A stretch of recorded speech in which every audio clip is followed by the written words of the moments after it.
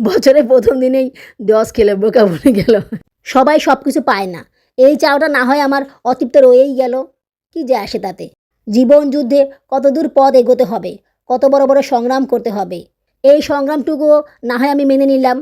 এইটার মানে কি জানো? এটার মানে হচ্ছে আমার নিজস্ব একটা বৈশিষ্ট্য আছে। আমার নিজস্ব একটা ব্যক্তিত্ব আছে। আমি কেন অন্য কাউকে নকল করব বলো? আসলে আমরা মেয়েরা যে এত মায়া কোথায় পাই বুঝি না।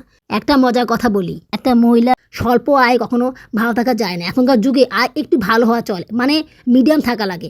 স্বল্প আয়ে, কম আয়ে আর যাই করো ভালো থাকা যায় না। এগুলো আসলে নিজের মনকে সান্ত্বনা দেওয়ার জন্য বলে, ঠিক আছে? বাস্তব ক্ষেত্রে কিন্তু এগুলো কিছুই হয় না। তোমরা তো আমাকে কমেন্টস করে কিছুই বললা না যে যাবো কি যাবো না, যাওয়া ঠিক হবে কি না। যাই হোক, আমি যাব কালকে। তোমাদের কাছ থেকে পরামর্শ পেলে ভালো লাগতো।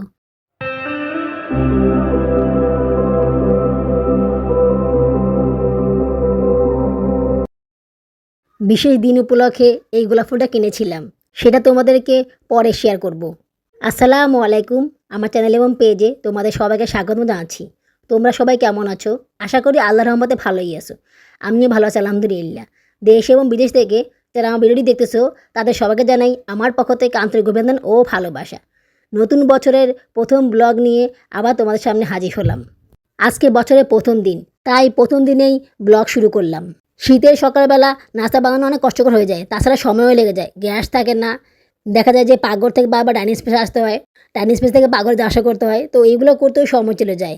বাবুরাব্বু প্রায় সময় খাবার না খেয়ে যায়, তাই আমি ঠিক করেছি রাতের বেলায় নাস্তা কিছু কাজ করে রাখবো, যাতে করে সকালবেলা তাড়াতাড়ি করে ওনাকে নাস্তাটা বানিয়ে দিতে পারি।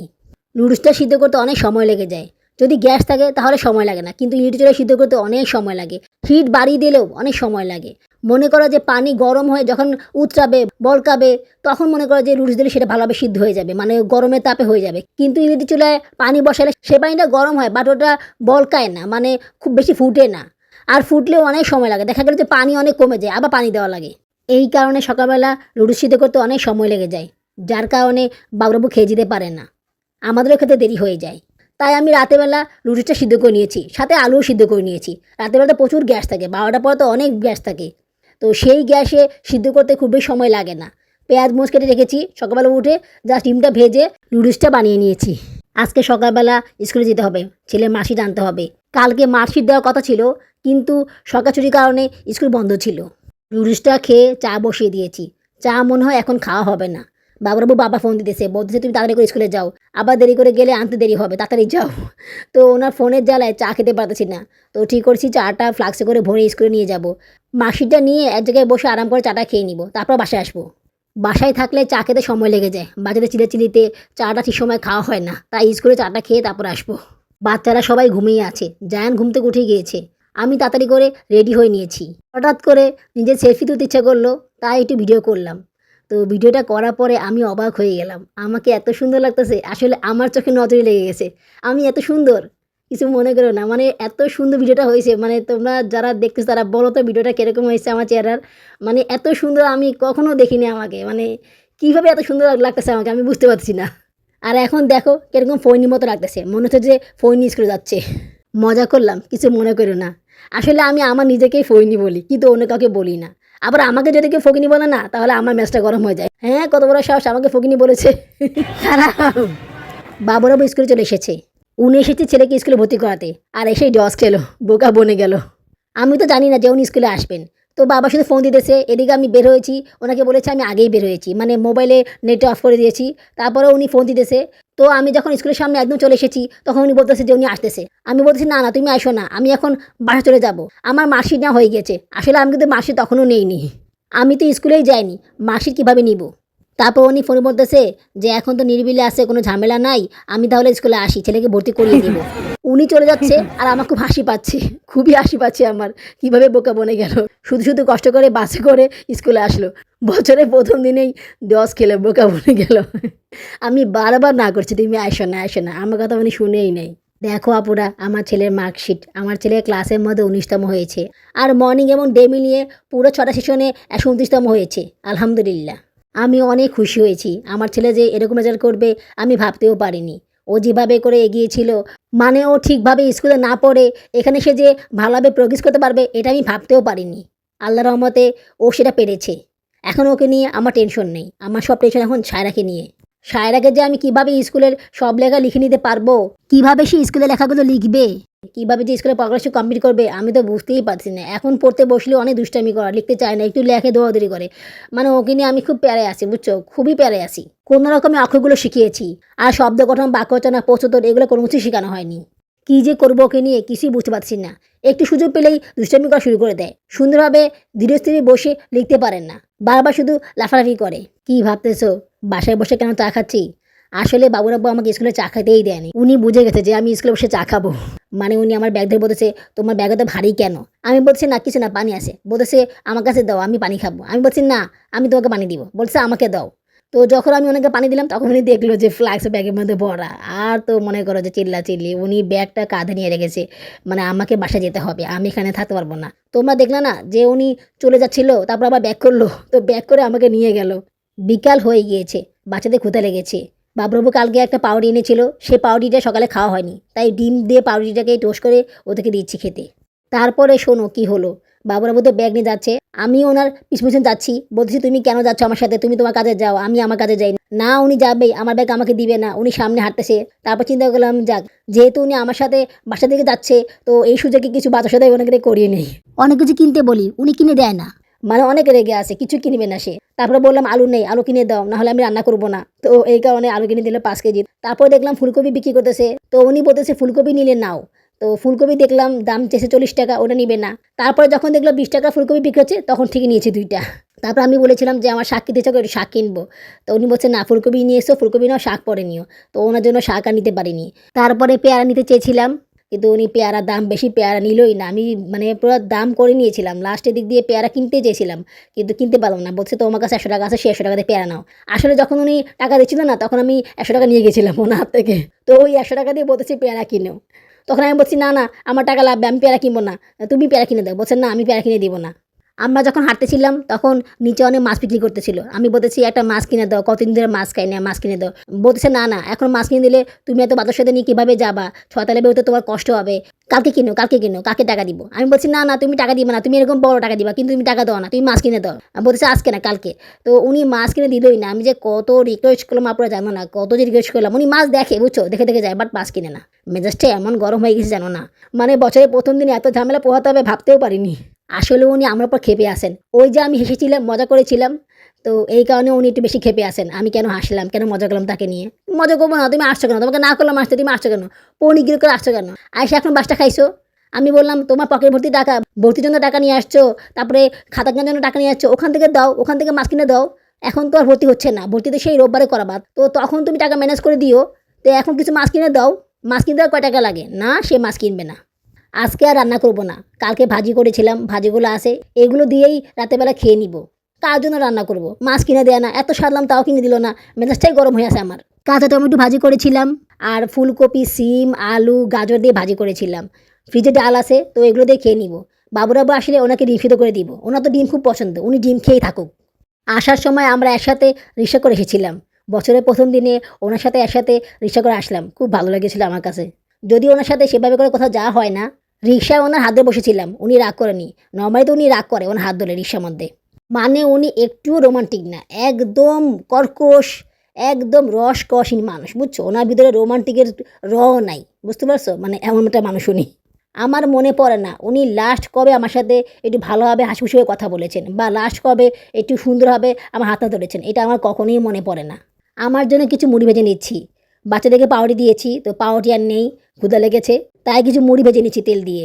তেল দিয়ে মুড়ি ভেজে খেতে ভালোই লাগে, সাথে একটু চিনি দিলে তো আরও বেশি ভালো লাগে। বছরের প্রথম দিন কতটা নম্রভাবে পালন করতেছি। আমাদের মতো মধ্যবিত্ত ঘরের হাউসওয়াইফরা এর থেকে বেশি আর কিছু কী করতে পারে? আর বিশেষ করে যাদের স্বামী এরকম, তাদের কপালে তো এগুলাই আছে, আর তো কিছু নেই। যাক, দুঃখ নাই, আমার বাচ্চারা আছে, বাচ্চাদেরকে নিয়ে আমি ঘুরবো। ওনার সাথে ঘুরতে হবে এমন কোনো কথা নেই, ওনার সাথে না ঘুরলেও চলবে। সবাই সব কিছু পায় না, এই চাওটা না হয় আমার অতৃপ্ত রয়েই গেল, কি যায় আসে তাতে? জীবন যুদ্ধে কত দূর পথ এগোতে হবে, কত বড় বড় সংগ্রাম করতে হবে, এই সংগ্রামটুকুও না হয় আমি মেনে নিলাম। আজকে আমার জন্মদিন, উনি একবার আমাকে উইশ করেননি, কিন্তু মুখে মুখে বলেছে, হ্যাঁ তোমার জন্মদিন তোমাকে পোলাও চাল কিনে দিব, মুরগি কিনে দিব, কিন্তু দেওয়ার কোনো খবর নেই। মুখে শুধু বলতেছে। ভেবেছিলাম 1 তারিখে পোলাও চাল আর মুরগি কিনে দিব, কিন্তু এখন আর করবো না। কেন করবো না? ঘর ধরে ময়লা অপরিষ্কার, ঘর ধরে সাফ করো না। এইগুলো আসলে লেম এক্সকিউজ, বুঝছো? না দেওয়ার ফোন দিই, মানে সবসময় এসব এক্সকিউজ দেয় না দেওয়ার জন্য। তখন আমি বললাম, তোমার কিনে দিতে হবে না, তুমি যে কিনবা না এটা আমি ভালো করেই জানি। মনে মনে বলতেছি, আমি নিজেই কিনে খাবো, বাচ্চাদেরকে খাওয়াবো, তোমাকে খাওয়াবো না। আসলে আমরা মেয়েরা যে এত মায়া কোথায় পাই বুঝি না। মানে স্বামীকে না দিয়ে আমরা কোনো কিছু খেতে পারি না, এত মায়া আমাদের মধ্যে। আর স্বামীরা আমাদের সেই মায়ার সুযোগ নেয়, সুযোগ নিয়ে ওদের ইচ্ছা মতো কাজ করে। আর আমাদেরকে মিথ্যা কথা বলে ইনিয়ে বিনিয়ে তাদের কাজটা আদায় করে নেয়। ওদের সব কিছু হয়, ওদের বেলায় সব কিছু ঠিক আছে, বাট আমাদের বেলায় আসলেই ওদের সমস্যা শুরু হয়ে যায়, ওদের নানা রকম এক্সকিউজ শুরু হয়ে যায়। একটু রোদ এসেছে, বাচ্চারা কাপড়গুলো মেলে দিতেছে, অনেকগুলো কাপড় ধুয়েছে তো এগুলো শুকাতে হবে। রোদ তো থাকে না বেশিক্ষণ, রোদ থাকে খুব অল্প, এই কিছুক্ষণ দেখা দেয় তারপর আবার চলে যায়। ছোটো ছোটো কাপড় চোপড়গুলো বাচ্চারা মেলে দিচ্ছে, আর বড় বড় কাপড় চোপড়গুলো আমি মেলে দিচ্ছি। জায়ান আগে কাপড় দেখলেই মেলে দিত, কিন্তু এখন অলস হয়ে গিয়েছে, কাপড় দেখলেও মেলে দেয় না। বাবা বলা লাগে কাপড়গুলো মেলে দাও, তারপরে মেলে দেয়। আপুরা লাইকই করেছো, দেখো কথা তালে এই কথাটা বলতে ভুলেই গিয়েছিলাম। তোমরা যারা এখন পর্যন্ত আমার ভিডিওটি দেখতেছো কিন্তু একটা লাইক করোনি, তারা প্লিজ লাইক করে দিও। লাইক করে দিলে কাজ করছো অনেক গুণ বেড়ে যায়। আর যদি খুব বেশি ভালো লেগে থাকে তাহলে আমার এই ছোট চ্যানেলটিকে সাবস্ক্রাইব করে আমাকে আপন করে নিও। এই কথা বলে বসে লাভ নেই, তোমরা কেউ সাবস্ক্রাইব করো না, আমার সাবস্ক্রাইবার বাড়েই না, একদম স্থির হয়ে আসে। এই ধরো একটা দুইটা, মানে কোনো সময় একটু বাড়ে আবার কমে যায়, অনেক সময় কমেও যায়। হয়তোবা আমার ভিডিও অনেকেরই ভালো লাগে না, ভালো লাগবে কিভাবে? আমি তো আর ওদের মতন লোক দেখানো কিছু বলি না, ওদের মতন একদম সুন্দর করে কথা বলি না, ভিডিওর প্রথমেই বলি না কতগুলা ভালো উপদেশ, সৎ উপদেশ। অনেকে দেখি যে ভিডিওর প্রথমেই অনেকগুলো সৎ উপদেশ দিয়ে দেয়, অনেক জ্ঞানের কথা বলে, অনেকে তো দার্শনিকের মতো কথা বলে। বাহ, এই যে এত ভালো ভালো কথা সুন্দর করে বলে, এগুলো কি তারা মানে না। আমার এসব ভালো লাগে না, লোক দেখানো ঢং কথাবার্তা। হ্যাঁ আমিও বলি, সেটা কথার মাঝখানে কথার ছলে বলি, তোমাদের সাথে কথা বলতে গিয়ে এই কথাগুলো চলে আসে তাই বলি। আমি যে সৎ, আমি যেগুলো মানি তাও কিন্তু না, কিন্তু লোক দেখানোর কথা আমি বলি না, আমার এসব ভালো লাগে না। আবার অনেকে ভিডিওর শুরুতেই কমন একটা মিউজিক দিয়ে দেয়, যেটা অনেক কমন, সব ব্লগ ভিডিওতেই এই মিউজিকটা আসে, এই রিংটোনটা আসে, আমার শুনতে একটুও ভালো লাগে না। আসলে কমন কোনো জিনিস আমার ভালো লাগে না, এটা আনকমন হলে দেখতে ভালো লাগে, শুনতে ভালো লাগে। আমি যে মিউজিকটা দিব এটা অন্য কেউ দিবে না, সেটা কমন হবে না। এইটার মানে কি জানো? এটার মানে হচ্ছে আমার নিজস্ব একটা বৈশিষ্ট্য আছে, আমার নিজস্ব একটা ব্যক্তিত্ব আছে। আমি কেন অন্য কাকে নকল করবো বলো? সেই যে তো বড় ইউটিউবারই হোক না কেন, আমি তাকে নকল করবো না। হ্যাঁ তাকে আমি পছন্দ করি, তার ভিডিও আমি দেখবো, বাট তাকে আমি নকল করবো না, তার থেকে আর ভালো করবো বা তার মতো করার চেষ্টা করবো, বা আমি আমার মতো করে সুন্দর করে করার চেষ্টা করবো, কিন্তু তাকে আমি নকল করবো না, এটা আমার একদমই পছন্দ না। অমুকে এটা কিনেছে, আমাকে এটা কিনতে হবে, না কিনলে হবে না। কিনে দেখালে ভিউজ বাড়বে, না হলে বাড়বে না। কেন কিনবো এটা আমি? যদি এটা আমার কাজে লাগে আমি অবশ্যই কিনবো, কেন কিনবো না? যেটা আমার দরকার, আমার কাজে লাগবে, মনে হচ্ছে যেটা কিনতে হবে, তখন এটা কিনবো। শুধু লোক দেখানো কিনতে তো লাভ নেই, ঘরে পড়ে থাকবে, কাজে তো লাগবে না। আমি আমার ব্লগে জীবনের কথা বলি, আমার মনের কথা বলি, এতে যদি অনেকে পছন্দ হয় তো হলো, না হলে নাই। আমার ভাগ্যে যদি ভিউজ লেখা থাকে তাহলে ভিউজ হবে, না হলে হবে না, এটা নিয়ে আমি ভাবি না। আমি মনে শান্তির জন্য কাজ করি, জীবনে চলার জন্য কাজ করি, কাজ করার আগ্রহ বাড়ার জন্য কাজ করি, একটু মনে আনন্দ খোঁজার জন্য কাজ করি, ডিপ্রেশন দূর করার জন্য কাজ করি, মনের কষ্টে ভুলে থাকার জন্য কাজ করি। ভিউজ বাড়ানোর জন্য লোক দেখানোর কথা আমি বলি না। একটা মজার কথা বলি, একটা মহিলা ভিডিও দিছে, তো ভিডিওতে লেখছে যে 1 কেজি গরুর মাংস দিয়ে 1 মাস চালালাম, একটা সাবান দিয়ে 1 মাস চালালাম। আচ্ছা পুরো তোমরাই বলো, 1 কেজি গরুর মাংস দিয়ে 1 মাস কীভাবে চালায়? হ্যাঁ চালাতে পারে, মাসি 2 দিন খাইলো বা 4 দিন খাইলো কম করে, এটা আবার বলার কী আছে? এটা আবার মানুষ শিখবে কি এটা দিয়ে? তারপরে কি লিখলো? সাবান দিয়ে। একটা সাবান দিয়ে 1 মাস কীভাবে চলে আমি তো বুঝি না। হ্যাঁ ঠিক আছে, একটা সাবান দিয়ে 1 মাস চলতে পারে যদি তার ঘরে লোকজন কম থাকে, প্রতিদিন সাবান ইউজ না করলে চলা যায়। এটা আবার বলার কী আছে? এটা আবার চ্যানেলে দেওয়ার কী আছে? আর এটার জন্য মানুষ দেখেও, বাবারে কত ভিউজ। জিরো বাজেটে এটা করলাম, জিরো বাজেটে এটা করলাম। জিরো তো না, ওখানে কিন্তু টাকা খরচ হয়, বুঝছো?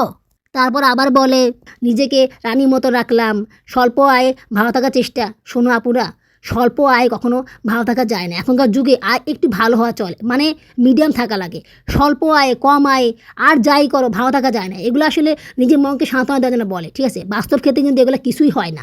মানে ভিউজ পাওয়ার জন্য, সিম্প্যাথি পাওয়ার জন্য মানুষ কী না করে। থাম্বনেলের মধ্যে দুনিয়া লেখা দিয়ে ভরিয়ে রাখে, এই লেখাগুলো পড়াই যায় না। কেন যে লেখাগুলো দেয়? থাম্বনেলেই এই অবস্থা, না জানি ভিডিও ভিতরে কী অবস্থা হবে। আচ্ছা আমি কি বলতেছি বলো তো? মানে কথা তালে পড়লে অনেক কথা বলা হয়ে যায়। কালকে আমি বাচ্চাদেরকে নিয়ে শ্মশান ভবনে ঘুরতে যাব। আজকেই যেতাম, কিন্তু বাসায় আসতে আসতে দেরি হয়ে গেল। তাছাড়া মন মেজাজটা খারাপ হয়ে গেল, এই কারণে যা হলো না। কালকে শিওর যাবো ইনশাল্লাহ। তোমরা তো আমাকে কমেন্টস করে কিছুই বললা না যে যাবো কি যাবো না, যাওয়া ঠিক হবে কি না। যাই হোক, আমি যাব কালকে। তোমাদের কাছে পরামর্শ পেলে ভালো লাগতো। সবাইকে জানাচ্ছি বছরের প্রথম দিনের অনেক অনেক শুভেচ্ছা এবং ভালোবাসা। এই বছরটা যাতে তোমাদের ভালো যায়, আনন্দে যায়, সেই দোয়াই করি। আর তোমরাও আমার এবং আমার বাচ্চাদের জন্য দোয়া করো, যাতে আমরা এই বছরটা ভালো থাকতে পারি। আজ এটুকুই, আগামী ব্লগে দেখা হবে। আল্লাহ হাফেজ।